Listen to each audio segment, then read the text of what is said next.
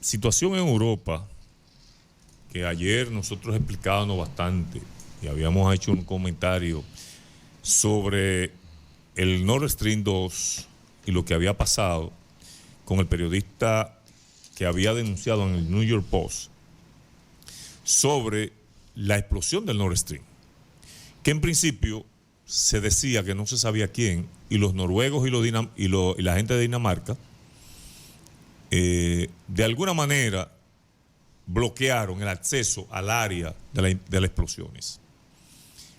El periodista que hacemos referencia, Hertz, hizo unos comentarios escribió en su post un comentario ácido, escrito de manera muy ácida en contra de Estados Unidos. Ese fue el comienzo para que se fueran desatando un sinnúmero de situaciones, porque este periodista se considera uno de los periodistas más avesados que tiene Estados Unidos, porque es un ganador de Pulitzer que goza de mucho prestigio, y cuando publica algo, todas las grandes cadenas se hacen eco de sus publicaciones, porque aparentemente nadie lo ha podido desmentir. La Unión Europea no ha dicho esta boca es mía. Estados Unidos se ha mantenido jugando a una especie de paña boba. Sin embargo, ayer decíamos que China, que el presidente, con la visita del presidente Biden a Europa y reunirse en Polonia con el presidente polaco, sin embargo, China mandó a su canciller a Rusia y se reunió en Moscú con el presidente Putin y con el secretario de Relaciones Exteriores del Kremlin, Lavrov. Que eso es para balancear en el mundo diplomático cómo andan las fuerzas. Pero hay otro elemento, y es que Putin también, Biden se reunió con las repúblicas ex soviéticas que forman parte de la OTAN. Llámese Lituania, Letonia, se reunió con Polonia, Hungría, y todos esos países que conforman lo que era el bloque de países que conformaban el Pacto de Varsovia, que ahora pertenecen a la OTAN. También Biden visitó Ucrania con el salvoconducto de Rusia de que no iba a bombardear Kiev en el momento en que Biden estuviese en tierra ucraniana. Ayer Rusia se reunió, pidió de emergencia la reunión del Consejo de Seguridad, y la ONU llamó a uno de sus asesores de mayor renombre, un catedrático de la Universidad de Columbia, profesor Hertz, y este afirmaba que las detonaciones del Nord Stream, todo apuntaba a que fue Estados Unidos quien la produjo, que era algo que se había concebido como algo de Estado, que eso no fueron terroristas independientes, no, fue algo de Estado, y que se encubrió con unas maniobras militares. Ahora bien, ¿cuál es la importancia de todo esto? Que con esta situación que se ha presentado, caldea los ánimos, porque Putin, después de esas declaraciones del periodista y de esa solicitud ante el Consejo de las Naciones Unidas y la solicitud que hicieron para que Alemania, Dinamarca y Noruega entregaran las resoluciones o las investigaciones que habían hecho, porque se acusa a Alemania, a Noruega y a Dinamarca de de cubrir las huellas de lo que fue la explosión del Nord Stream. Rusia puede recuperar rápidamente esos oleoductos porque es cambiar un trozo de tubería que pudiesen cambiarlo relativamente en corto tiempo. Pero el problema no está en esa reparación. El problema está en todas las implicaciones que ha llevado este último capítulo de la guerra de Ucrania. Ayer el expresidente norteamericano Donald Trump decía que estamos a las puertas de una tercera guerra mundial. Y aseveraba que todo esto viene por la presión que monta el complejo militar norteamericano, que está a sus anchas, porque ayer decíamos que el presupuesto europeo se incrementó a 2% del Producto Interno Bruto de cada país, de los países que conforman la OTAN. O sea, están invirtiendo más dinero en armamentos y una pregunta tonta es ¿quién lo vende? Sencillamente Estados Unidos, que es el mayor vendedor de armamentos del mundo. El tema de Ucrania lo han solventado en cierta medida cediéndole armamento ruso que ya por sí es obsoleto a los ucranianos, y los ucranianos viven pidiendo una mayor cantidad de armamentos. Pero también el presidente Zelensky de Ucrania ha venido a confrontar, por ejemplo, ahí tuvo una discusión muy ácida en los medios con el ex canciller o primer ministro italiano, Berlusconi, en donde le decía que él no sabe lo que es que le bombardeen, que le pongan tanques en su casa o que le maten familiares o amigos en una guerra despiadada. También, del otro lado, las declaraciones de Putin diciendo que Rusia no va a perder esa guerra. Y por el otro lado, Biden brindando respaldo a Ucrania sobre la base de que continuarán las ayudas para que Ucrania siga peleando esa guerra. Pero hay una pregunta que nos hacemos todos. ¿Qué tiempo durará ese pago, esa subvención que dan los países europeos cuando aquí hemos afirmado de manera categórica, tanto el ingeniero que maneja los temas económicos como yo y como Aquiles, en lo que tiene que ver en la dificultad que tiene Europa por la producción industrial, que debido a la escasez de combustibles, estamos ahora en pleno invierno en Europa, esto va a degenerar en una situación extrema con muchas muertes por frío y una reducción de la producción, porque ellos estaban apostando a la producción ecológica, llámese eólica, solar, y habían comenzado a desmantelar las plantas nucleares por un lado y las plantas a carbón por el otro. Y han tenido que volver a recurrir a esas plantas para suplir la energía.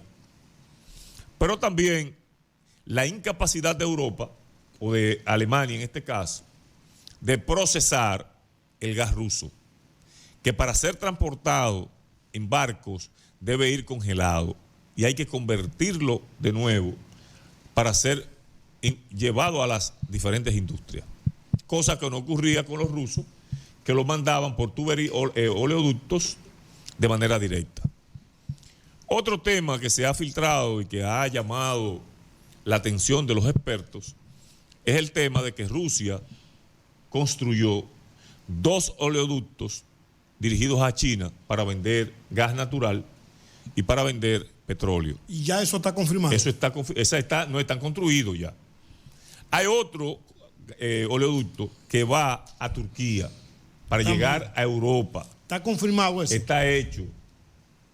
Entonces, estamos hablando que Turquía, la India, Irán y China son los grandes beneficiarios de que toda esa masa de energía que se vendía en Europa se la están vendiendo a ellos y ellos la transfieren a Europa como producto terminado a mayor precio. Yo quiero hacerte un aporte, porque es colectivo. El comentario tuyo ya los televidentes saben que ese es un tema que se trata. Dice, las 5 formas, oye tu Zapata, en que la guerra de Ucrania cambió el mundo. 5 formas. Sí, 5 formas. La primera, el regreso de la guerra a Europa. Sí.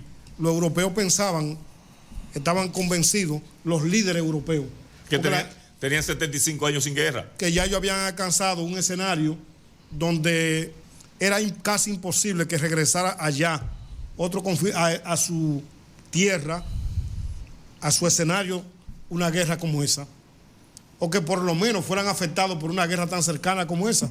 Recuerda la guerra de los Balcanes, que fue la última que se libró, claro, hace 25, 30 años. La segunda razón que ellos dicen es que las alianzas han sido probadas y reforzadas. O sea, uno de los cálculos que se le cree fue un yerro de Putin, era que Putin pensaba que se iba a fragmentar la Unión Europea y que la OTAN también se iba a fragmentar en ese conflicto.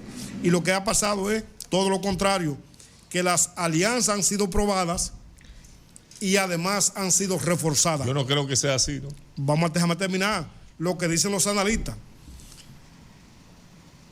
Y la número 3 dice, el nuevo telón de acero que se ha creado en esta guerra ahora se traslada a Occidente. Mira por qué. Yo no sé si tú sabías que Putin, en el discurso, yo no soy por Putin, pero lo oigo. Yo en la guerra es difícil saber quién tiene la verdad.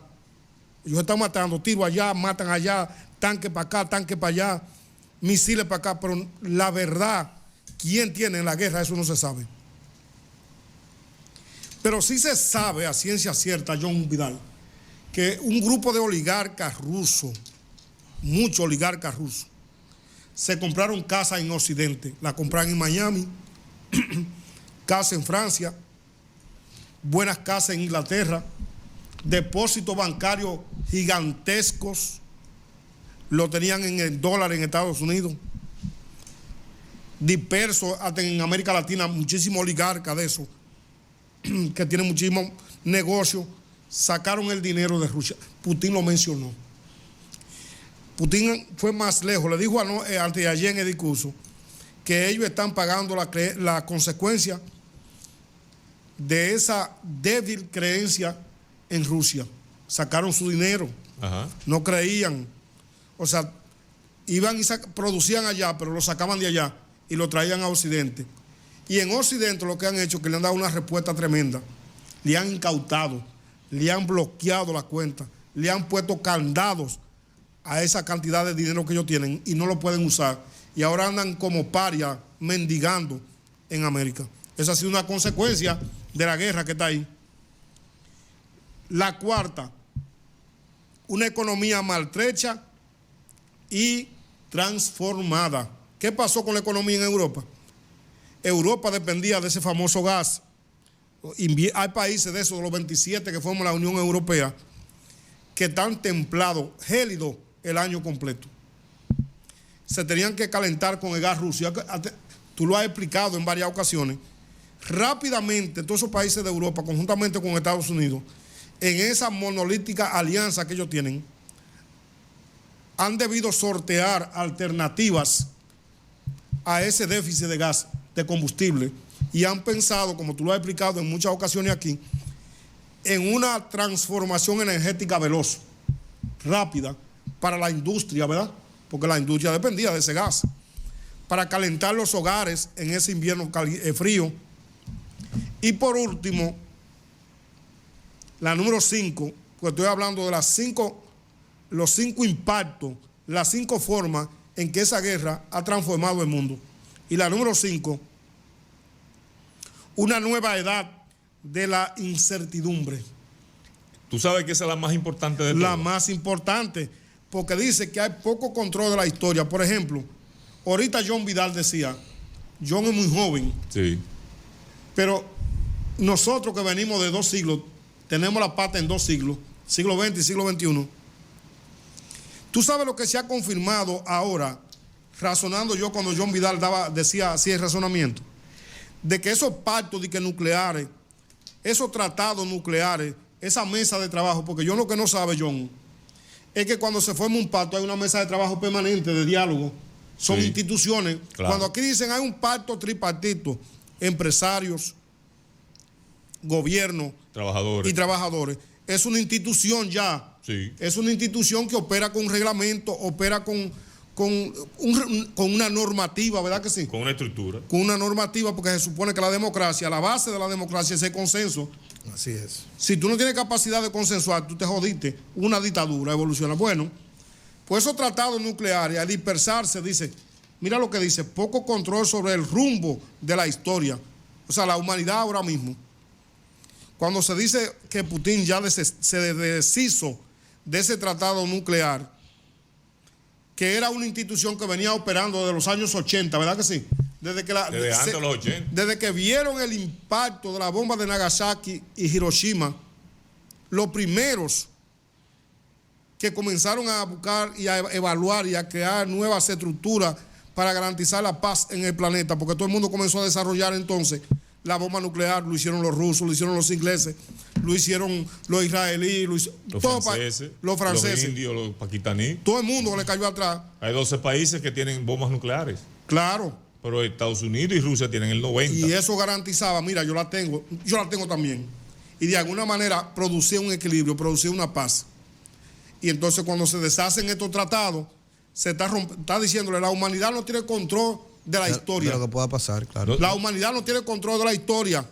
No solo Al no eso. tener control de la historia, está diciendo, cualquiera de esta gente puede amanecer con un trago más dado de eso de boca en la cabeza. Dale un botón de eso. Y darle a un botón rojo o a un botón de eso y se armó la de Magedón de nuevo. Mira, entonces, mira lo más importante. déjame terminar con la última. Entonces ahí dice eso. Pero tú dijiste la última ya. La última que tiene 2. Son 6 entonces. Poco control de la historia, esos son derivadas. Y ansiedad e incertidumbre, que tú decías que era lo más importante. Hay una ansiedad. Todo el mundo amanece averiguando, leyendo. Coño, ¿qué pasó hoy? ¿Qué pasó hoy? Sí. Los F-16 llegaron, los F-22 no llegaron, qué sé yo, qué cosa. Entonces hay una incertidumbre. Mira cuál es la situación real. Desde el término de la Segunda Guerra Mundial y los acuerdos que llegaron Rusia, Estados Unidos y los países occidentales, recuérdate que había un teléfono rojo en la Casa Blanca y en el Kremlin. Que se comunicaban. Inmediata. O sea, nada más había que levantarlo de presidente a presidente. ¿Y qué pasó ayer? Con el objetivo. ¿Qué pasó ayer para que tú sigas avanzando en esa dirección? Ajá. Que dijo Putin que no pierde esa guerra, ¿verdad que no? No. ¿Y qué dijo Biden entonces allá? Lo que más se ha resaltado de la visita de Biden es enfáticamente, nosotros vamos a ganar esta guerra. Sí, pero atiende cuál es la situación. Eso que tú decías de la incertidumbre está dada porque Putin tiene unos misiles hipersónicos que viajan a 26 veces la velocidad del sonido, que son indetectables, y tiene los S-300, que también lo tiene Ucrania porque era una dependencia de Rusia, pero ya Rusia tiene los S-400 y los S-500. Eso es de defensa. De defensa. ¿Qué pasa? Sí. La unidad monolítica de Europa no es tal, porque Hungría no ha dejado de recibir el gas ruso. Pero no se atreven a hacer nada. Pero escúchame. Está neutral. Déjame terminar. Turquía está recibiendo el gas ruso. Italia está recibiendo el gas ruso. Está neutral también. Entonces, hay países, Suiza es neutral. Hay países en Europa de esa unidad que se han convertido en neutrales. Si un televidente me llamara a mí y me dice, Olivo, con todo ese conocimiento y toda esa lectura que tú tienes de la guerra, sea amplio o sea limitado, ese conocimiento que tú tienes, dime en pocas palabras qué rumbo puede se tomar. Y yo le digo 2 rumbos. El primero es que envejezca como una de las tantas guerras que han sucedido en la historia y se quede arrinconada matándose rusos y ucranianos. Y la que yo veo más peligrosa es que los chinos que están ahí observando esa guerra tomen una decisión contraria de la diplomacia, del diálogo o el consenso de buscar una salida y que se inmiscuyan en eso. Los chinos, y comiencen como hicieron los japoneses.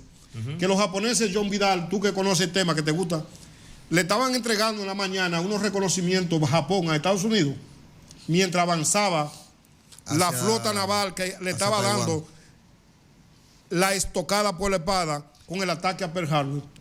Puede ser que los chinos, la diplomacia china, en esa pregunta que yo me formulé, esté tranquila, jugando 2 cabezas, como dicen. Mientras ellos están, vamos a crearle la cortina, la atmósfera, la idea, la creencia de que nosotros creemos en el diálogo, creemos en la diplomacia y que por el otro lado estén armándose lentamente y suministrando armas para azuzar la guerra. Ahí sería la segunda alternativa y ese sería el arrastre definitivo a un conflicto más amplio, de mayor envergadura y donde participarían otros países. Mira, yo visualizo esos dos escenarios. La opinión mía. Mira el escenario que te voy a mostrar. El secretario de Marina de los Estados Unidos, Carlos del Toro, en una conferencia nacional de debate histórico de prensa. Espérate, déjame decir el bomber ahí. Ajá. Debate histórico en las verdades de la tarde. Entonces, habló de la modernidad y amplia flota que tiene China y reveló que el país asiático cuenta con 340 buques y avanza hacia una flota de 440 buques hasta el 2030, mientras que la Armada estadounidense cuenta al menos solamente con 300 buques. Pero no podemos caer en ese diálogo de niños. Tú tienes una carta, yo tengo otra. Tú tienes una tapita, yo tengo tres. Tú tienes un barco, no. Aquí lo que se está discutiendo es una actitud responsable de la humanidad. No, yo te estoy diciendo. Aquí se reconoce que China, Estados Unidos y Rusia son los entes protagónicos. ¿Tú has oído a Japón ahí hablando de que si Japón participa de eso? No. ¿Tú has oído a la India de que si la India quiere meterse en eso? ¿Tú has escuchado de que a Pakistán, a Afganistán y a todos esos países que también tienen fortaleza para incluirse en eso? No, la variable confusa es la actitud que puede asumir China en medio del conflicto. Que China está ahí y China tiene sobradas razones, señores, para meterse en eso con el tema de Taiwán. Mi opinión, de que cualquier cosa que se decida ahí, ellos van a decir, bueno, como estos le dieron un pao a Ucrania y se quedan con eso, yo le voy a dar un pao a Taiwán, me voy a quedar con mi Taiwán. Es que mi opinión sobre eso, ustedes dicen que la OTAN tenía máximo, dice, 70 años sin guerra. Y es que ellos no tuvieron en cuenta. Envejecieron todos los militares. No tuvieron en cuenta que Rusia forma parte de Europa. Y Rusia, la OTAN precisamente fue creada para salvaguardar esos países pequeños con el apoyo de Estados Unidos de la Unión Soviética. Mira, pero que ahí se esgrimen una cosa que está oculta, hay otras cosas ocultas. Pero en principio, cuando fueron creados, ahora no. Pero en principio era eso, Máximo. Sí, cuidarlo de Rusia, de la Unión Soviética. Claro, pero ¿cuáles eran imperialistas. Pero ¿qué es lo que se esgrime en el diálogo? Yo y a Putin iban poniendo la apellido, iba leyendo, y estuve viendo las traducciones, no sé si me engañaron con lo que escriben abajo, pero si me engañaron bien. Pero dicen ellos que al momento de que se desintegró la Unión Soviética, Unión de Repúblicas Socialistas Soviéticas, que se desintegró en términos institucionales, porque es un proceso que hay que explicarlo. Claro. Ahí no hubieron acuerdos firmados, no hubieron documentos físicos. Ese fue el error. Gorbachev no firmó nada. No firmó nada. Lo que Una promesa. Una promesa. Nosotros vamos a respetar los límites de Ucrania. No nos vamos, por eso que el Papa dice, ¿tú sabes lo que dijo el Papa sobre la guerra? El Papa Francisco dijo, los perros de la OTAN fueron a ladrar al Kremlin. Y mientras esos perros estén ladrando en el Kremlin, los perros de la OTAN, la guerra va a seguir. Claro. Eso dijo, no se respetó los límites. Nadie dijo, se desintegró la Unión Soviética. Vamos a avanzar. No, lo que se debió acordar fue, Ucrania no puede formar parte de la OTAN. Porque desde el principio, fíjate que entonces Ucrania quiere occidentalizarse. No, mira que lo que pasa. Él habla de Ucrania, pero hubieron muchos países que no eran parte de la OTAN y todos estos años en la baja de Rusia se vinieron sumando a la OTAN sin ninguna reacción, pero ya Ucrania era la gota. No, espérate, lo que pasa es lo siguiente. Ucrania era la gota. No, lo que pasa es lo siguiente. Vamos cerrando. Ucrania siempre ha sido parte de Rusia. Bien. El granero de Europa. Siempre ha sido parte de Rusia. Bueno. Incluso la capital ucraniana fue la capital del Imperio Ruso durante muchísimo tiempo.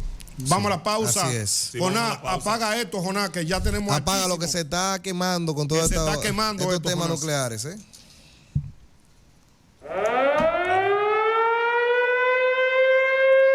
Jonás, apágalo, que